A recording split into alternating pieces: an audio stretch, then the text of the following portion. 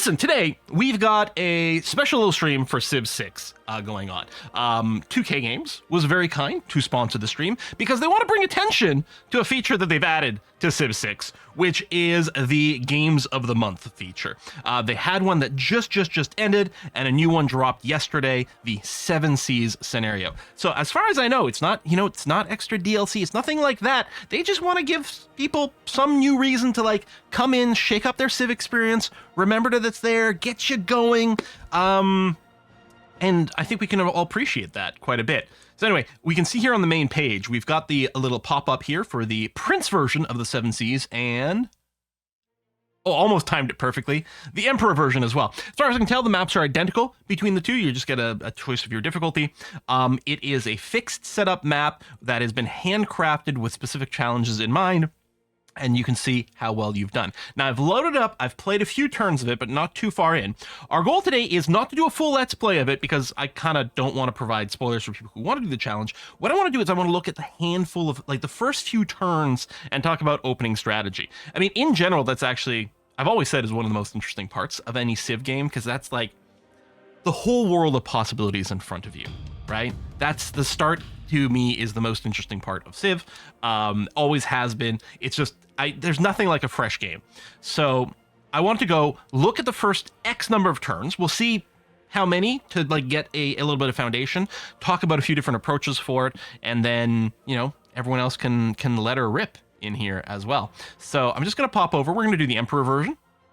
Over here, of course, we often play Civ on Deity. But one of the things of the Games of the Month isn't so much can you win at all, but, how hard can you win? How hard can you compare it to other players? Way back in the day, I remember something like the Civ Fanatics website that would put out these Games of the Month. Someone would generate a save with a fixed seed, and you would download it, and then, at the end, you would upload your final save to the website, compare with others, and it was a really fun way to connect with other Civ players, and I always really missed that. There was a certain era of camaraderie there, and maybe this will help bring it back. So we're going to be playing as Norway, and we get a few events that pop up right away. Circumnavigated the globe. Wow. Inspiration. Eureka. What's going on? We're also 76 turns into the game. It is 1000 BC. Things get developed to start off with. We also can see that our... trying to use WASD to move around here. Our little Norwegians have explored a little bit of the world before settling on this hunk of frosty land right over here. Check yields before settling is a great suggestion. Well, what we're actually going to do, here's the thing. I'm going to settle in place for this so that we can move around and get some vision of the area, right? And then we can have a discussion as to where would have been the optimal place to settle. Maybe the starting location is correct. Maybe we move a few tiles and then we see there. We're going to settle in place because our goal here is not to take this to a complete play. The goal here is to talk about what the first 10, 20 turns of the game might look like. The other thing you'll note is not only we get those Eurekas, we actually start with a number of technologies already resourced. We're partway into the game. So we've got the first sort of, I don't know, could we call it the first 3 tiers? I mean, everything of the ancient era leading into the classical era has been researched, and we need to have Eurekas for celestial, navigation, horseback riding, and ironworking. Oh yeah, and we've got shipbuilding made as well. Because, yeah, we're Vikings, sure, why not? And then if we take a look at Civics tree, we've got everything up to, not quite including political philosophy. First of all, I feel like, if we're going to talk about opening builds, I think one area that's going to be of very little contention is I think we'll probably start researching the political philosophy civic. To me, I really feel like it's important to open up the government with more policy slots as quickly as possible. I don't think we need to rush drama and poetry. I don't think we need to rush games and recreation. So I think we can just click on this and not worry about it. Technology order is going to be a thing. Settlement position, what to build at first in your city. And actually, speaking of, let me settle over here because this is going to bring up another point. Right? We're going to found the city. Again, maybe we'd ideally like to move it somewhere else. But the point here is, when we settle, notice Nidaros, our capital, is starting with a population of 4. Changes many of the metrics, right? So the idea is we've started partway into the game. The only thing is, at this point, we'd probably have multiple cities. That's the big difference between where we are now and where we would be 76 turns into a regular game of Civ 6. Extra, yeah, can't see another tech to go for. Extra poly slots, government bonuses is great. Yeah, I mean, that's when I play a normal game of Civ 6, my thing is always to beeline political philosophy. I always research, I mean, obviously Code of Laws is coming first, craftsmanship, foreign trade, then I do state workforce and early empire to get to here, and I ignore the rest. It does hurt a little bit to delay mysticism, because this can get you ticking on great scientist points. If you do want an early religion, then mysticism gives you does give you revelation as well for the great prophet points. But can you even use these until you got a wildcard slot? Right? So again, the beeline over there. So the big challenge generally when I'm going is how do we get all the boosts to the techs along the way? You don't always have full control over it because one of these, foreign trade, requires you to discover another continent. You can't always guarantee that happens. But everything else, I think, craftsmanship has improved 3 tiles, right?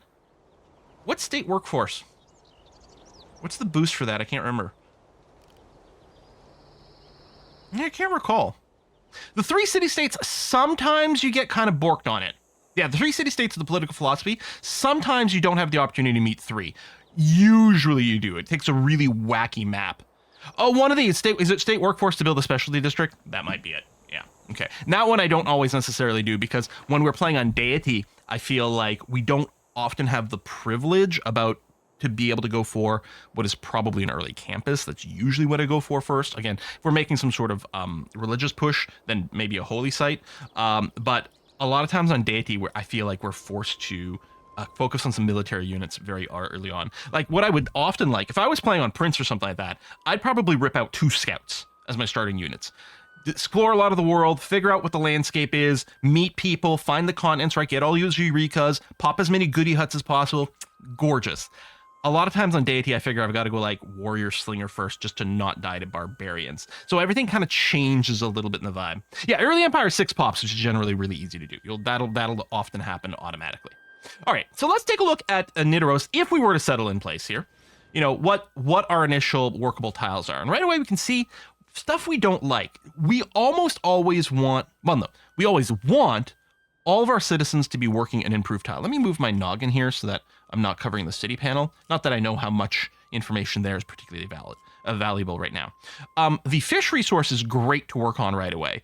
This coastal tile, trash. Right? Same thing here. The tile here, even though it's got deer on it, it's not great. It's better than coastal tile. Like early on, I kind of ignore gold. Yeah, it's nice. We want currency, we want income, but usually the priority is growth and production early on. So I tend to value the tiles. And this has been true in like every version of Civ. I mostly look at the tiles early on as the combination of food plus production and hopefully enough food to grow. So the fish tile is great. That's weak. That's tolerable at 2, but really not ideal. This one's not bad, a little lower on the food, but not too bad on the production side. So right away, I'm like, okay, I would like to be working stronger tiles. Now, one way we can do that, obviously, is if we had settled somewhere else, right? Then maybe what we could have done is moved. And so what we'll be taking a look at is we will be, we turn on the yield icons over here. We'll move a little bit north with our units, get a little bit more vision, and then consider if we wanted to settle somewhere else instead. I mean, we've already got vision here. We're going to cheat a little bit by scouting out the thing. But as far as I know, there is no limit to like replaying the map, right?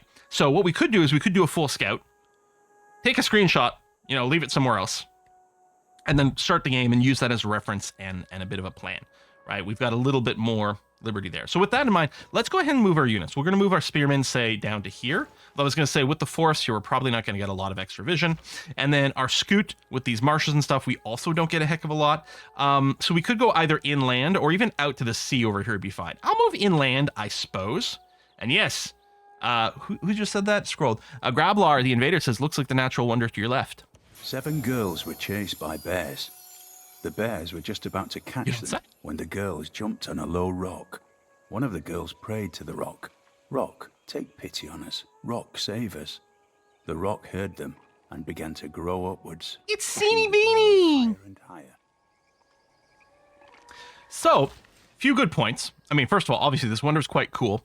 The other thing, who said that? Green Elite said settle in place lends well to Dance of the Aurora strategies. And that's what I did. When I did my little test run of, again, I only played, the first handful of turns to get a feel for the start and talk about the strategy there, which is what I want to focus on. When I popped a Pantheon, it was the same thing. I was like, you know what? I'm going to take the Holy Sites Get Adjacent Faith from Tundra, and all of a sudden we're in a really good position for that. Especially since I'm not playing Deity, I'm not feeling pressured to get out, to just focus on some early growth and some early military. I feel like I have a little bit more of the opportunity to drop a district like a Holy Site. The amount of faith we're going to get is stupendous. Might be a really good map to play a religious game on. Might be really good. Although Chessalation has a good point as well. Quite a bit of march, though. Lady of the Reeds and marches isn't bad. Also very, very true. Now, let's talk about our city production first. Normally, again, on lower difficulties, I would really like to start with a scout, maybe 2, if I'm feeling, a little bit special. On Deity, often I'm feeling like I have to go warrior slinger to not die. Plus, I want the slinger to get the archery eureka so that we don't die. All those sorts of things. But again, we're only playing on Emperor, right? You can play this scenario on Prince or on Emperor. Right now I'm on Emperor. That I feel like we've got a little bit more space to breathe, a little bit more flexibility. And the other thing is we're starting at a population of 4. I wonder, is the strongest move... Oh, we also start with, we've got our spearmen here, right? Scout spearmen. I mean, not a tremendous military, but we've got a couple of units to start off with. Do we go straight for a settler? And that's what I kind of think might be the play here, is start with the settler right away. I could sort of see an excuse for maybe a builder if Nidaros is going to grow more, although right now it's completely static. I think builder, and I think settler.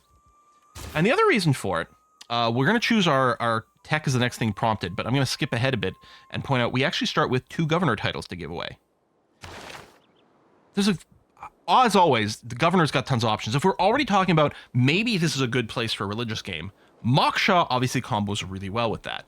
I love Ping for the early tech boost, especially we've got 2 promotions to make. It's not obvious right now, but we actually have 2 promotions. I don't think we go 2 governors here because I don't think we've got enough cities to justify it. Although we could go Amani for an early boost with Messenger here. The second we meet a city-state, we're going to meet one in a second. Meeting it first means we get 1 free envoy. Deploying Amani in there gets you immediately to suzerain status, which has value. In A, whatever the bonus of the suzerain is. B, it gives you era score. That is not a play that should be undervalued. In fact, it's something that I've been dabbling with in my own, just your regular deity modes, not necessarily even this scenario over here of the 7 Seas. Liang is great. I mean, we're coastal, so yeah, all her aquaculture and waterworks and stuff turns out nicely, and it's always nice to have the extra builder charge. But what if we grab Maggie over here? Magnus the Steward with double promotions means we can immediately get the provision, which means that settlers trained in the city don't consume any population. Mag also enables a lot of really cool plays with chopping and stuff like that. We get Groundbreaker right away. We're actually sitting, our builder, is sitting on a forest right now. That is probably worth chopping. Yeah, Magnus works during settler spam. Now, sorry, I have a little itchy spot on my nose. I don't know how many settlers we can necessarily spam. I didn't push quite far enough into the game, but right away my feel is that we actually will probably spam out a few quite quickly. Oh, there's the governor title count over there. There you go. So I'm going to appoint Mag. I'm going to throw him in Nidaros. So already we get the chop bonus. And then if I promote him again, I can get provision. Settlers do not consume population. So right away, we're in a good setup to spam out tons of settlers. And my worker over here, my builder, could immediately clear this forest. Oh, wait, hold on. We want to wait until Magnus gets established. So what we should do is probably improve the fish, probably improve the deer, then go back to the woods. It'll probably be the perfect time for a chop boosted by Magnus, right? Always plant woods later. Yeah, start with irrigation so you can chop marshes. Oh, that's good too. Okay, excellent. I hadn't even considered that. Yeah. Okay, that's quite cool. So I think Maggie's a really good pick, but we can see, so up here we've got some dashed lines of city-states. One over there. I think those are all city-states. Do civilization players start with dashed lines right away? I think it'd be solid, right? And they probably started with just builders like us that are, or settlers that aren't settled. I'm not sure. I know this is a city-state because I played enough to like discover them. And so you can do some Amani trickeries to get the early suzerain bonus. And then, yeah, you just move Amani around to keep triggering that bonus more and more. Obviously, you lose the envoys once she leaves, but it's good for era score. Although, I don't know if I'm as pressured to get a powerful era right off the bat if we're isolated in our spot. Now, I'm not sure that we're isolated, but it feels kind of isolation-y, at least where we were. Anyway, with that, we've been streaming for 17 minutes. I mean, we haven't finished our first turn yet. That sounds pretty standard, right? Mm-hmm. Doesn't Sol come with early Emperor? That's what I wondered about. Like, at some point, the borders close, and is it a tech that changed it? And that may be the case. But this, I'm pretty sure, is a city-state. We'll see. In terms of first research, here, I think we've got some real flexibility.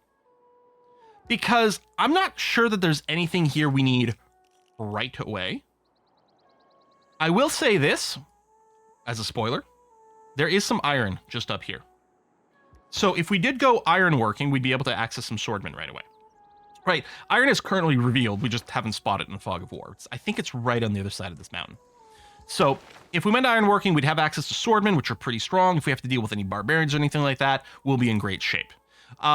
Celestial navigation might make some sense as well.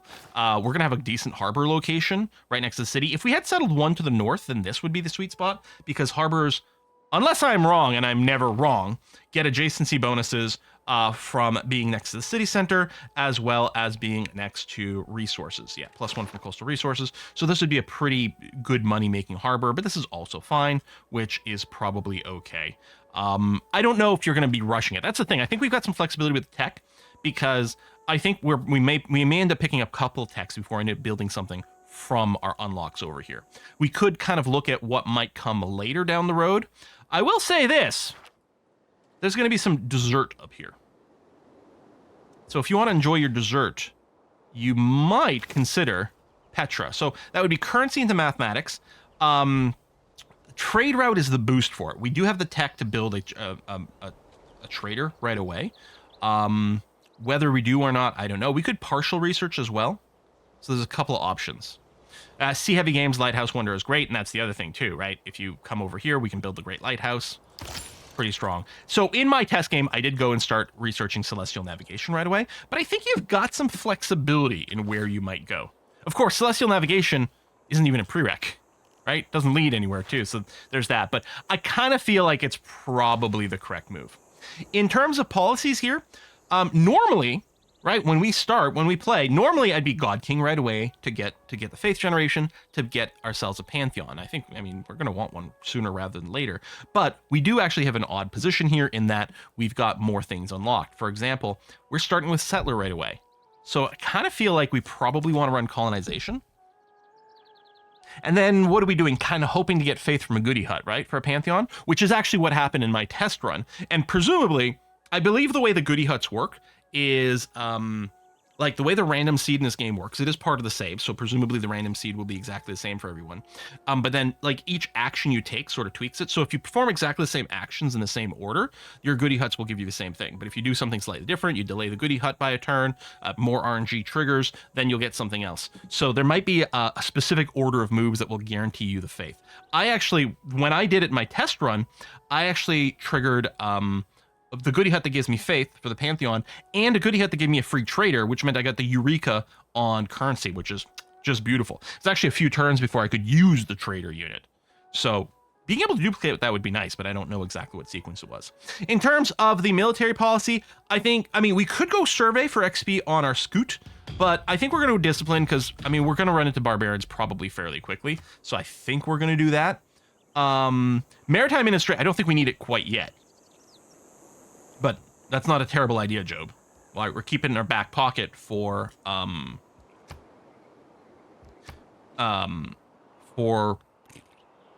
when we want to build a great lighthouse, probably, right? It would be great if we could do this. That might be the ideal, or even the profit, but I guess that's that. So I kind of feel like that's a play, but I can see a couple of little arguments there. And so someone said something, if we'd moved, Blissy said, if you settled one space to the north, you could get a turbo harbor, 2 resources, and city adjacency. Well, that's what I was just saying. Yeah, if we settled here, we'd build the harbor there for all the adjacency. Exactly what I was saying. And yeah, that would be very strong. We settled in place just so we get vision right away and have that. When we expose a few more tiles, what we'll do is we'll take a look at tile yield and then have a bit more of a discussion as to where we might want to place the city. Of course, the issue always is if you move, you lose some time. If you're playing on a slower game speed, the time gets better. Our vision here, we do see a goody hut. So we can move our spearmen over in that direction.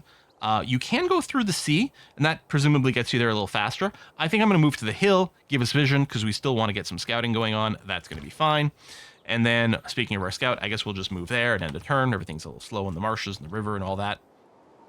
And then I think we can just skip to the next turn. Wonder how fast you can get a profit for religion and work ethic. I think a religious game would be strong with the start and a Dance of the Aurora. I agree. Whatever the pantheon for Tundra is, if it's Dance of the Aurora, and I never know the names, I think leads to something pretty cool. All right, come over here. We're starting to see the desert. We're starting to see the iron. We've got some stone resources. We'll move over here. And pop that. Okay, I got the free builder unit this time. I think last time when I did my test run, I think I didn't notice the goody hut immediately. I think I moved down first and then went around to the goody hut, and I think that led to the free trader. Honestly, though, I know the builder didn't give us Eureka, but that's pretty good. Not super useful right this second. Not really until we get our next city, but kind of nice. So you're moving there. You'll improve that. I guess you'll just sit on the forest, and then we'll wait 2 turns because we want to get maximum outcome from Mag. Free builder equals new scout. That's true. I mean, it's certainly risky. Well, I guess we'll move up here, and then probably that way. And then I'll probably scout up there. It looks pretty obvious we're going to want a city in this area. That's one of the other things, right? If we move north, does it impact where our next city is? Right? You want to min-max the strongest possible capital with good placement and reduced overlap for other things. It's not really anything to build there. We're going to wait 1 more turn for the chop here. And you've popped a goody hut, which is great. We'll go over here. Get a little bit of a bottleneck. We got more mountain. In my test, I kept moving east, and I will here again. But it keeps going, and at some point I decided to stop and turn around. Oh, the borders expanded. We got ourselves another fish. Perfect. Let's do that. And Mag is established, so we can do a chop here. Get 70 production, which is going to be massive overlap for our settler. And then what could we do? Well, if I hadn't gotten the free builder, then probably another builder. But now I really don't need one, right? So maybe right into another settler, or do we decide to build some defensive units to not die? We haven't seen any evidence of any barbarians yet, but almost certainly it's going to come insanely fast. Oh yeah, we could talk about wonders as well. Right. Eta Menanki, +2 science, +1 production to all marsh tiles in your empire. +1 science and +1 production on all floodplain tiles for this city. So this city doesn't have any floodplain tiles that I know about. I think these are just, yeah, they're regular plains. But we do have some marsh tiles over there, more marsh tiles over here, or we could clear them. Longship for era score. So that's interesting. Here, how do people feel about the era score early on versus not? Because the way the score grows is as you go into the next era, your goals for the standard or golden era are based on a certain percentage increase from what you've got, right?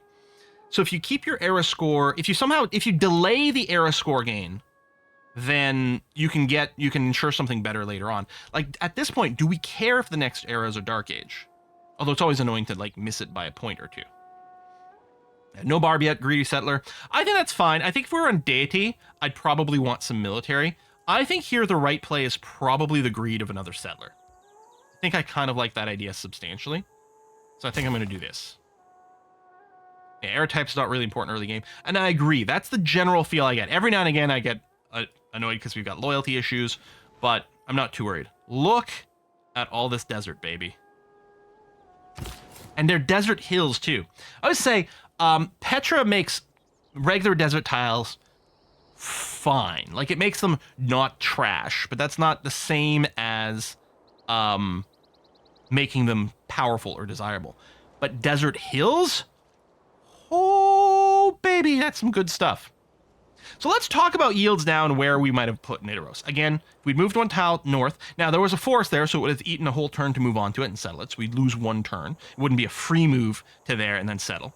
But on the plus side, when we did settle, it would set up for a better harbor spot. The other thing that would be nice is right away Nidaros would have been able to work the two marshes for extra food. And it did look like when we settled, we did get +1 tile growth instantly because we were able to work the fish instantaneously, which probably still would have been the case. I bet you it would have still gone and grabbed this fish tile or this fish tile.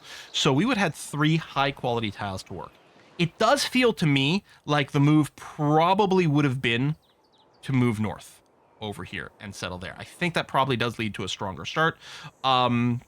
The marshes might still go and get replaced by virtue of the fact that this is probably the spot for your campus, right? Just because it would be touching 2 mountains. I don't think, we can take a quick little look-see here. We click here. I don't think there's any other tile with greater yield. There's another 2 over here. Actually, that might be nicer because the tundra tile is kind of crap. So maybe we just end up putting the campus tile there, and we can do that regardless. So maybe that's okay. The advantage of campus tile here is it becomes adjacent to one other district, because the city center is a district by itself. And then if you put something there, then you get this little triangle where each of these 2 districts are adjacent to 2 districts, and therefore get an adjacency bonus, which is good. Now, it's probably not going to be a commercial site. At least for me, I don't put a commercial site in places where I can put a lighthouse, because I feel like we're okay. We're already getting our +1 trader and things, and that's probably enough. Maybe it becomes a commercial district, or it's the first place that floods. Maybe that's a whole other issue we've got to worry about. Be tempted to put a government plaza on the deer tile. That's interesting. Now, if we go and look at Norway, we should also talk about the fact that their special infrastructure is the Stave Church. Stav Church? Stave? Say Stave, I guess. Building unique to Norway, required to purchase apostles and inquisitors. It replaces the temple, right? In our holy district. Holy site districts get an additional standard adjacency from woods, +1 production to each coastal resource tile in this city. So what I like about the production bonus is it doesn't actually matter where the stave is. Just the city in general gets +1 production to the coastal resource tiles. And then recalling heroes in the city costs reduced faith. The heroes mechanic is enabled for this game, by the way. Yes, so +1 adjacency to woods. There is woods over here if we leave it. Maybe here for the holy site? Assuming we get the tundra bonus, because then it'd be adjacent to all tundra tiles, +1 mountain, and then some forests. And yeah, the city has 3 sea resources here. Yeah, and it would. Even if we moved north, we'd still have 3 sea resources, because this would still be in reach. I think we're still going to go and work on a settler, though. I think that's still okay right now. And we don't have vision over this tile, but I don't think that matters. So where do we settle this city? I mean, we've got an AI reclamation here, which is fine. I'd probably be inclined to maybe go flatland in the desert right here. And then Petra on this tile. And then we're within range of every single one of these desert hill tiles, which will produce a bajillion everything, which is kind of nice. All right. Petra Town. Petra. I think I like that. Go for the natural wonder first. That's interesting. What we should do, what I'll do, because we don't have vision there, I'm just going to send this settler over here. Just to get it done. We're going to wrap back around. Let me poke one more to the south here. We can see there's more. Oh, there's another goody hut, so we should grab that. For the scout, I'm going to bring it around here. We'll get some vision around the natural wonder and see what we think about that. Should I farm up this tile, or are we planning on maybe building a district here? I could just wait and go and improve over here. We got 2 charges to the builder. We're going to want to improve this and maybe that. Petra Town should be renamed Steinby once settled. Why Steinby? We got experience boost. Again, this is this will be different. Like, it's a fixed seed, but if we change the order that we pop these, we'll get different stuff. Again, I think that if I moved, thinking when my test game, I moved one extra tile before coming around there, and I think I got Trader, then Faith, or the other way around. I mean, Stone Town in Norwegian. Oh, it does make sense. I feel like this Spearman, normally I'd probably want the combat strength versus cavalry units because it becomes ultra specialized for that. But I feel in this early game where it's really our only military unit and we're most likely going to be fighting melee from the barbarians, I feel like thrust is the way I'd go at this time. That's what I'm going to click, but I think it's open to discussion. Then you'll miss at least one desert hill if built on designated tile if I don't get things wrong. If I go here, you think I'd miss a desert tile? 1, 2, 3. 1, 2, 3. Oh, you're right. We don't get this one.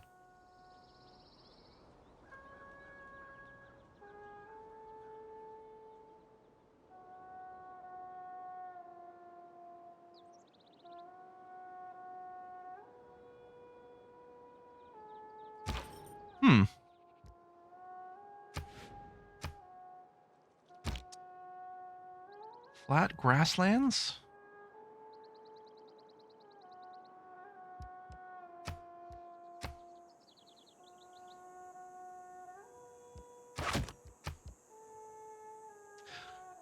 I mean, what I like for settling on the desert tile normally is the desert tile is a trash tile, so putting the city there makes it something productive. Obviously, if we build the Petra, eventually it'll be fine. It'll only be fine, not great. Settle on the desert hill for 2 production. It's not going to be 2 production. It'll just be 1. If it was a plains hill, then it would be 2 production. Oh, we could build an aqueduct here later because of this. I mean, or the on the side, whichever one. Desert City is era score. That's an interesting argument. Again, if we want that. I mean, at some point we may as well grab it. Do I move here or do I send back? I kind of want to see more, but it's definitely at that point where I'm starting to worry about barbarians spawning. So I'm going to pull back over here. No, not all hills get to 2 production. Correct me if I'm wrong, Internet, because I may be very wrong. When you plop down your city tile gets a base 2 food, 1 production. But if the tile that you settle on is better than that in some way, you keep that betterness. So here we're at Tundra Hills, so that's an example. Not all hills give 2 production because this Tundra Hill is not. We just have the base 2 food, 1 production. So a Plains Hill has 2 production on it, so you keep the 2 production. It doesn't downgrade you to 1. So that's the advantage. Being on a hill also gives you defensive advantages and things like that. I think you still do.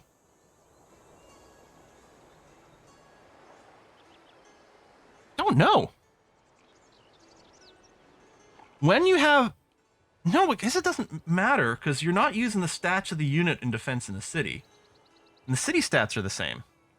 Oh, the advantage of having a city on a hill is that if you put an archer in the city on a hill, it's more likely to have better vision. The city bombard doesn't tend to care about things that obscure vision, but an archer in a city still has like vision issues to deal with. Like a flat land next to a forest, you can't shoot over the forest. But if your city is on a hill, then you'll be able to. So there's slightly better things going on over there. So yeah, I don't know. I actually don't know if a city strength... I'm just going to settle here just for the sake of what we're doing here. But again, very much open to discussion. Not saying that this is the sweet spot or anything like that. We do start with the population of only 1 in this city, as a note compared to what we're getting in our capital. But yeah, I don't know if the strength of the city is modified by the terrain. So Dothraki is saying floodplains gives negative to a city strength. Doesn't settling on the floodplains destroy the floodplains? I thought it did. I'm doubting everything now. What do we start with first in Stavanger? Well, let's take a look at, just at a glance, what we could consider for some of these buildings. Now, if we do go the Tundra Pantheon, obviously we're not going to get a benefit from that over here.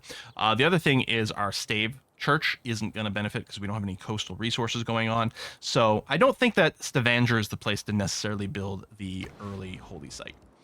For a campus, again, nothing really stands out and too potent. This is adjacent to 2 mountains here, but obviously we probably want to keep the stone, so this becomes a little bit of a stronger spot.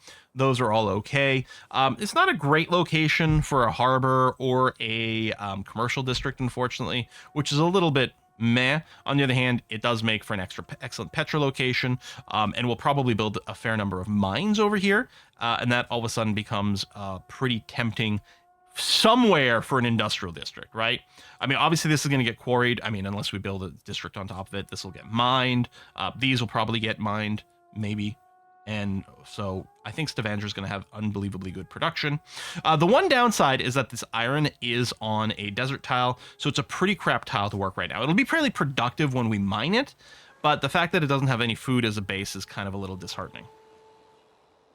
But in terms of building right away, I don't think we start instantly with a campus.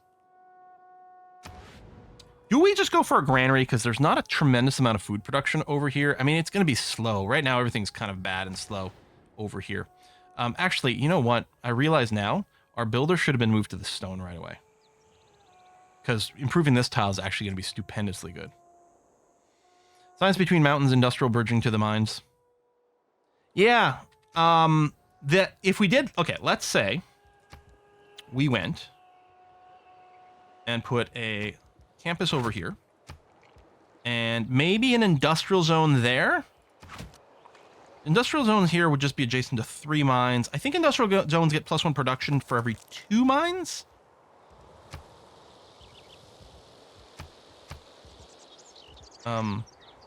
Just show me the base industrial zone. There we go. Yeah, per 2 adjacent mines. So this would have the I'm adjacent to 2 districts. So all in all, the adjacency bonus here would be +2, right? From 2 mines, the 3rd one doesn't count, and then the 2 districts. If we put it on one of these hills, we wouldn't be able to work one of those tiles, and these are Petra bowl tiles. Here, maybe here, but I mean, that would be +2 from the adjacent mines. It would only have 1 district, but then if we stuck another district in here, it would get the adjacency bonus. Yeah, so Classic Brad is saying, wouldn't the industrial zone be better 1 square left? I kind of feel like that might be the clue, the way to go. I think right over here, that would be the industrial zone, and this becomes maybe another district.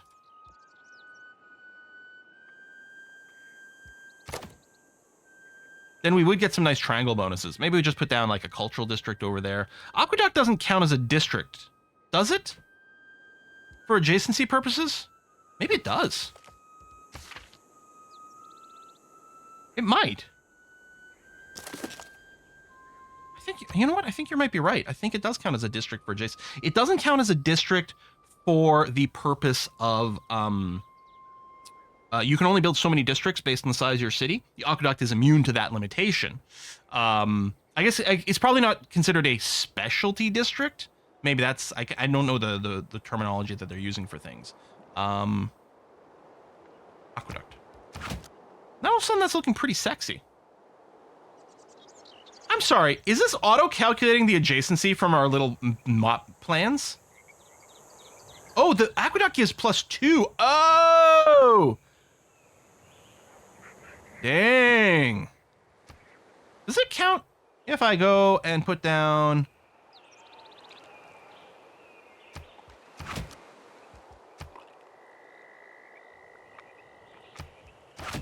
Oh my god, I didn't know that. That's sick. That's sick. I learned a thing. Thank you very much. And I'm not the only person learning a thing here. That's crazy good. Is that okay? Is that one of my mods? Okay. Are these map pins? All the map pins over here. This is part of one of my mods, right? That adds so many of the map pins. Do we have? If I do ! mods, do I have my link to my Civ mods?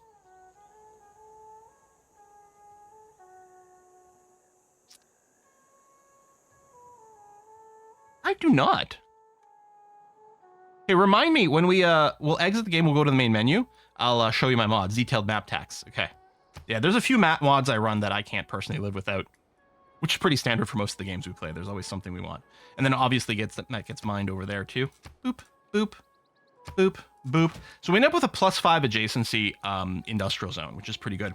Now, there is an era score bonus for building an industrial zone with 3 or more adjacency bonus, right? I don't think that would apply retroactively. If we built the industrial zone first and then built everything around and got the adjacency bonus higher, I don't think that would trigger the era bonus. So if you want it, you're gonna have to make sure to have something for the +3, which can be achieved by, I mean, most easily maybe the aqueduct and a couple of mines. I don't know, something like that. Yeah, +3 in any district gives you the bonus. Do you get it once per district? I think you do. But I might be wrong about that. It might be only one time, the first time you do a +3 adjacency district, and that's it. I don't know if it's per type. Someone in chat may know. So we still have the question, though, with Stavanger of what the heck do we build first? I think it's per type. I think it's per type as well. I mean, we've got some cash. We could buy this tile and start the campus immediately. Which maybe...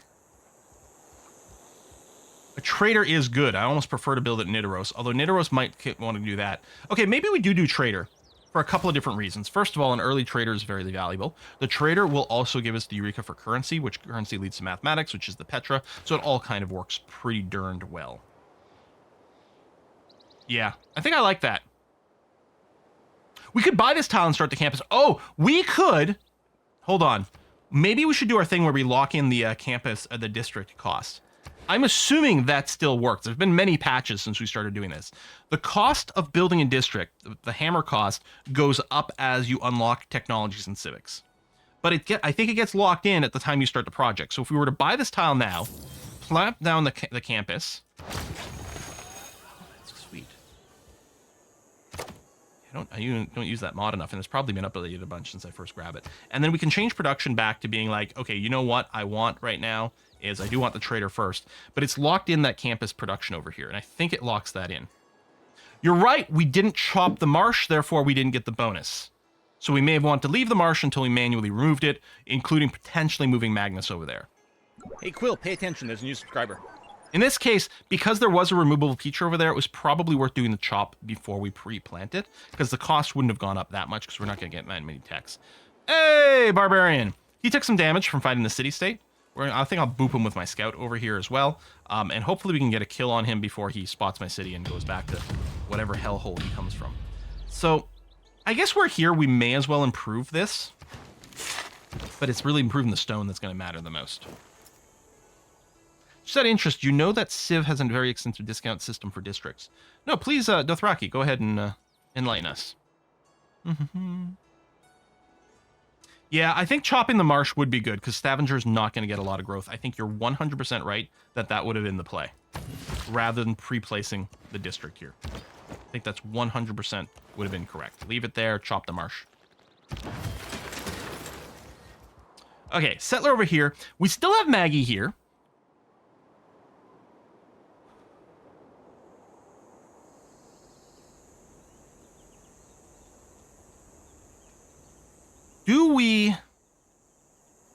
Do we put out another settler?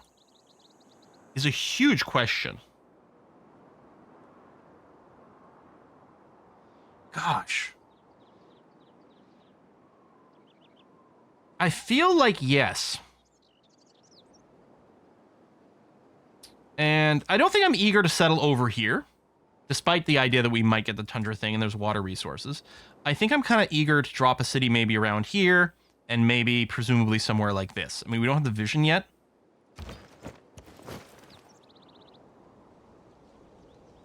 A longship does have a lot of value. Again, with barbarians showing up now, you know, an archer. I mean, ideally we want 3 archers to get the Eureka for crossbows. What is it? Is it machinery? Yeah, machinery. 3 archers gives us the Eureka. Or 3 archers will do all of our defense in the early game.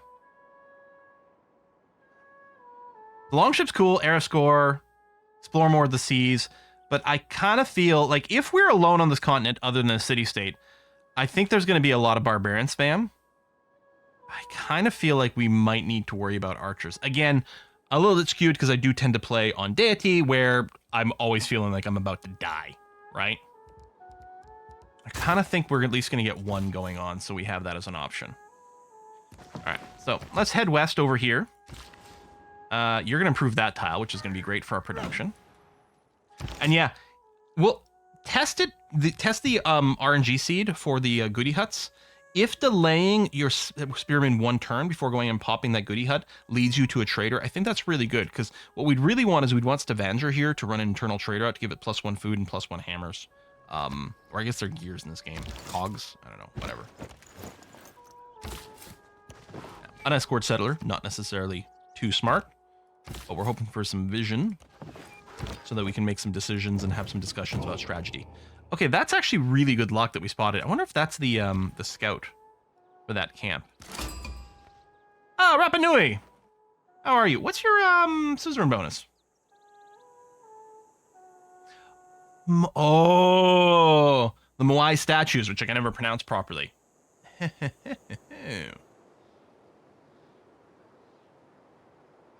So we get one free envoy with them for meeting them first. This one here, we got a quest to recruit a great engineer, which I suspect will be kind of difficult for us. But we're definitely want to want them to be buddies intact. I think we're probably not going to want to kill him because I think we're going to want those statues. A bit complicated to explain in chat, but if you have more districts built than you have unlocked, and you build a district you have not yet built, you get 40% of. Or we can do this very easily by building 3 holy sites and 3 cities, only unlocking harbors. Your first harbor will then be discounted. Oh, yeah, that does ring a bell. That does ring a bell. I would not have been able to say that, but I have heard that. I don't think I normally keep it in my brain, but that is very interesting. Thanks, Dothraki.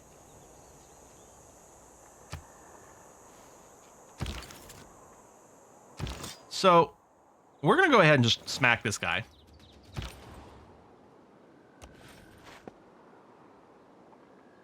I wouldn't get any vision going over here, although I kind of want to see what's in this spot. I might go there and then move across. Okay, I'm going to move my settler again here. Technically, he could be captured there. I don't know if the barbarian would. I just want to do it for vision, and I'm gonna walk around here. I'm not concerned about optimizing what's going on. It's really annoying. We're gonna do this just to get spotting, and this might be as far as we go for this particular run. We're just using this for vision, so we could maybe get some extra plans. We've got some ideas of what some of our borders look like, especially if I do that. So we've got more tundra, not exactly ideal, and all of a sudden, I'm happy that maybe we didn't push out the 4th settler right away, because all of a sudden we look at this and we're like, how many good cities can I place? Barbers don't capture? They definitely capture your workers. I think they will capture unescorted settler. There may be a time limit for it. They might be prevented from doing a capture up to a certain point. But they definitely can. Yeah, okay, only barb scouts don't capture. There you go. So what map is this? This is the, Lijoka? I don't know how to pronounce your name. This is the game of the month. So this is actually, I believe it's the 2nd game of the month. I think they just finished one. I think it was their first one. This just went and dropped yesterday. So this is called the 7 Seas Scenario. If you load up Civ 6 right now, by the way, it's a sponsored stream because 2K want us to talk about these games of the month. If you load up Civ 6 right now, from the main menu, there will be actually 2 options. The same game of the month, you can play it either on Prince or Emperor difficulty. You get the exact same map setup. You start on turn, was it 76 or 79? Something, one of the two. And you start with a certain number of techs unlocked. You actually start with all these techs unlocked already. So you start partway through the game, although only with a single settler, but when you plop it down, you get a size 4 city. It would actually be interesting to check if you still get the size 4 city if you like settle 1 turn later or something. Like if you decide to move your settler and then you settle, check to make sure you're still getting a size 4 city and not like a size 1. Because that would mean we definitely have to settle in place.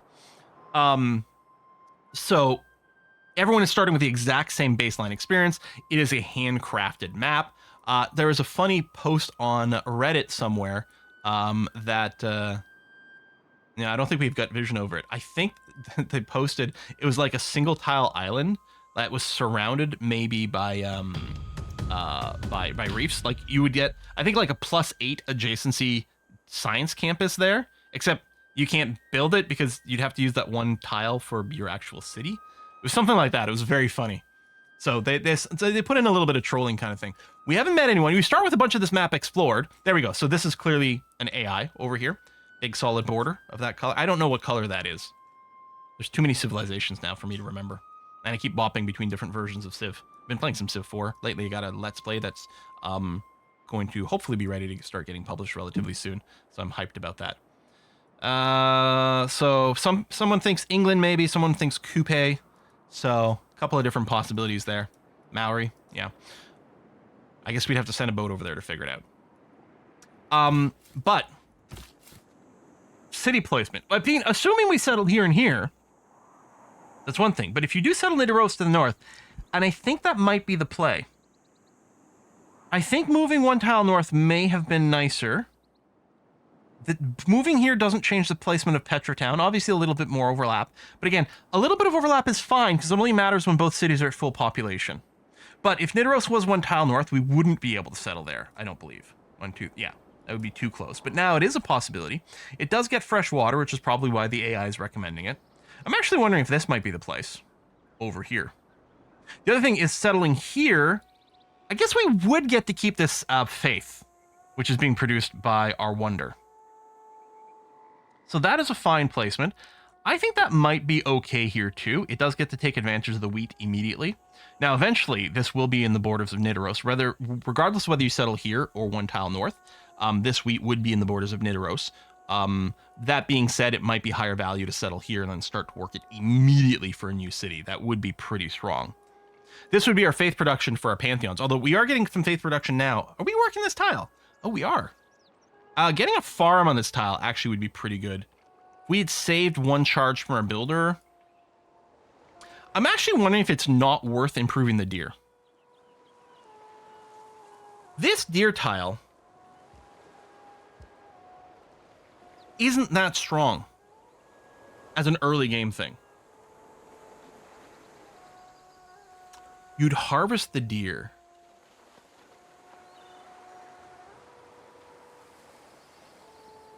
Especially with Mag over here. I'm not aggressive enough with harvesting tiles in this game. Which is funny, because when I play Civ 4, like, all of it that I can. That's actually very interesting. And harvesting doesn't use a charge, right? I don't think so. And I gotta stop, like, bouncing between my different versions of Civ. It does use a charge. Okay. Yeah, so... Because I think we still want to prove the fish and this fish. If you don't get the free builder, well, if you don't get the free builder, it's not the end of the world. Because when you do the chop here, the way the timing worked out in my other game, like I chopped to finish a settler, and then I was able to start a builder in one turn after that. So it's not the end of the world if you don't get the free builder. And in fact, I am wondering if it might be better to get the free trader by, again, delaying probably one turn.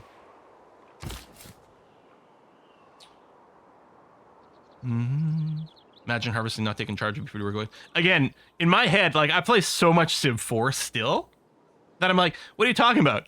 Builders shouldn't have charges. Having charges is dumb. Obviously, they should stick around forever. But take multiple turns to do actions? My brain is broken. I wonder if there's even something to be said about settling in place. Consider setting the tile to the north of Nidaros for the Mausoleum of Holly. Oh, Nidaros. This tile? Mausoleum of Holly Carnarsis? Yeah. I don't know. Anyway, I think actually I originally planned to just maybe do this a 30-minute conversation. We've gone about 55 minutes here. Let me show you the main menu again for the people who came in a little late, just to demonstrate what it looks like. Again, big shout out to 2K for sponsoring the stream so we could talk about this. I mean, the whole reason I started my YouTube channel was to talk strategy about exactly this sort of thing. So we've got, you can play the scenario on Prince, you can play the scenario on Emperor. I haven't done the whole scenario, but as far as I can tell, the maps look absolutely identical. So you can just click here, start, we'll be right back at the start.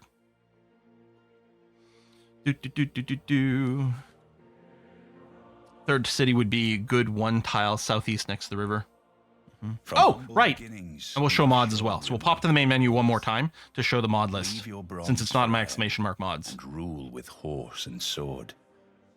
The sky above begins to reveal its secrets. Really, the only mod I can't live with, well, it's just like called Better Lenses, but I think now it's folded into another bigger mod, or it was for a while. Maybe it's back broken by itself. Inspiration, Eureka. Is the lens mode that when I've got a builder, I guess it doesn't really show anything without a city. 7 girls were chased.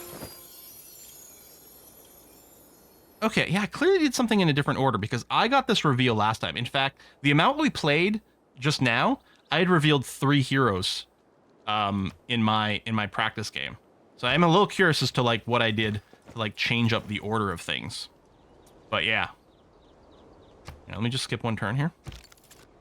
All right, we'll settle here. Lose the woods. That affects our chop, which is actually something to consider, although we can still chop this one over here. You see how like it colorifies the tiles here? I had played, 2K was so very kind to bring me out to a pre-release event for Civ 6, like months before it came out. And we talked about the lens system, which was wonderful, right? And it's contextual depending on what units you have selected. These lenses were great. And I said right away, what would be very good is a lens for your builder to highlight tiles to improve. They didn't do it. I mean, thank you for sponsoring the stream, but why didn't you have that built in? Luckily, the modding community is beautiful, and Civ 6 is so wonderful to mod that I think within me complaining about it at release of the game, like within a week, someone was like, oh, here you go. And to this day, it's the one thing I cannot live without. I just absolutely adore that it colorifies and highlights things, right? These blue tiles are the ones that can be cleared. These purple ones are improvable resources. I'm so blind about things that this is just so incredibly helpful. So let me pop back to the main menu. I'll show you them. Actually, I guess the mod list can be shown in here, but I'll still pop to the main menu because I think it might be a little clearer there. So if we go additional content, mods. So we've got a few things. We've got the better climate screen, better espionage screen. This is very helpful. I really like the better espionage screen. Better reports, better trade is also, better trades is probably my number 2 favorite mod that I run here, although the espionage one is also handy. Not a dramatic change, but it does let you find resources a little bit more easily. Detailed map tax, which we were apparently learning some new features about this together, which is beautiful. Extended policy cards. When you set your policies, you may have noticed at the bottom of the card, it would actually show us the bonus that we would get from running that. With the setup we had, I think the only one that might have been showing something relevant was the conscription, the one that gives you a gold for every one of your unit upkeeps. Like it saves you 1 gold upkeep on units that cost you upkeep, so it shows you the total you would save under there. But it's really useful for other policies, like the ones that generate bonus science and things you can compare. Like, okay, well, this is giving me more bonus science from my campuses, but this one's giving more bonus science from my trade. Oh, which one's actually giving me more? Well, this like calculates for you and shows you that, which is beautiful, wonderful. And hillier hills. I think they're still not hilly enough in Civ 6. I have such a hard time noticing the difference between a flat terrain and a hilly one in some of the textures and things like that. I think that's mostly a me problem. And then more lenses over here. So for a while there was a really good, actually I think at least two really big like UI collections. You could download this and included a few things like more lenses and a lot of these better ones. But I think at some point the collection stopped being supported, and so I just run these individual mods. They're all available in the workshop as well, as far as I know. Cannot recommend enough. Quick deals, also huge. I'm so lazy about looking for like good deals to make with the AI. Quick deals makes it so much easier to just quickly sort of trade some things, find when there's something useful to trade. Again, nothing just changes the gameplay. It just makes it a lot easier for you to notice the information or to do something with slightly fewer clicks. And then I can't remember what Sucratax Simple UI Adjustments does, but apparently I'm running it. So there you go. CQUI is great for me, even though it can be quite cluttered. Yeah, I used CQUI for a long time, but there was a period where some of the patches were breaking CQUI, so I just reverted to these individual ones because they seem to get updated faster. Maybe CQUI would actually be good for me to return to at this point, but I'm pretty happy with my collection here. I haven't made a change to this collection of mods in, a year or more, I think, at this point. And Sucratax is an alternative to CQUI. Okay, there you go. There you go. So you can compare, and also, if you are interested, take a look at CQI and compare. So that's it. That's a look at the challenge of the month. If you do play it, I mean, if you're on the Discord, which is our subscriber bonus, share your successes and strategies. Maybe use the spoiler tag system in case people don't want to see like the late game map or things. But you can compare that. That'd be great. Otherwise, I hope you have fun with it. That'll bring a conclusion though to the Civ 6 portion of today's stream. We'll have to figure out something else to play now. But before we do that, I'm gonna take a short break because I have to go pee. They just won't stop buying Diplo points. Yeah, selling all those Diplo points and things like that. Oh my god, I make so much money in this game now with the quick trade mod.